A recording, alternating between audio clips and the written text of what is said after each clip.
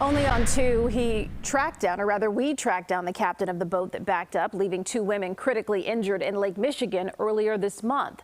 CBS 2's Sabrina Franza is live at the lakefront. And Sabrina, you learned a lot of new details about that accident.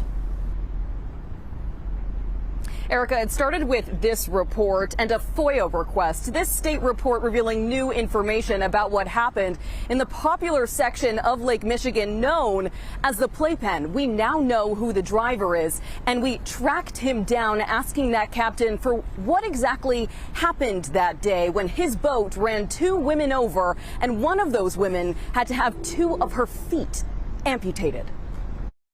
This report describes the day. Clear, good visibility, calm waters, light wind. On the last of 8 pages, the horrible ending. Lacerations, amputations caused by a propeller.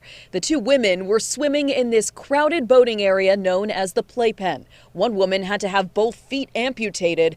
In the middle of this report, the captain's name, Joseph Navaraskas. I was wondering if Joseph Navaraskas was available. We went to his office. After some digging, we found out he's the senior vice president for a large real estate investment firm, Equus Capital Partners, and a licensed boat captain. His staff let us in. In a short conversation that he asked us not to record, he told us the Coast Guard asked him not to speak on details, but he did say that day was horrible and confirmed details we already knew. He did not own that boat and wasn't drinking that day. Somebody wasn't paying close enough attention to the surroundings, and they should have been. We asked our expert, who's a retired captain of the U.S. Coast Guard himself, to look the report over, pointing out this checked box, improper lookout. So you have the job function of being a lookout to ensure that you're minimizing any risk of collision with another vessel. Or people. Our expert, who says this report is too preliminary to see the whole picture, tells us the crowds, though,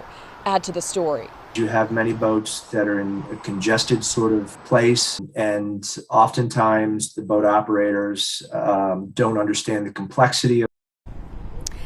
As of right now, the state of Illinois is not recommending or handing down any charges. Meanwhile, the U.S. Coast Guard is conducting multiple separate investigations. One into what happened that day, another into whether or not they should revoke the license of this captain, and a third into possible federal charges. We spoke with the attorney of the woman who was on the boat that day, who had to have both her feet amputated. He told us she's in good spirits and is going to be transferred to another center to start physical therapy, and all of the investigations surrounding this case are ongoing. We're along the lakefront. Sabrina Franza, CBS 2 News. Okay, Sabrina, thank you.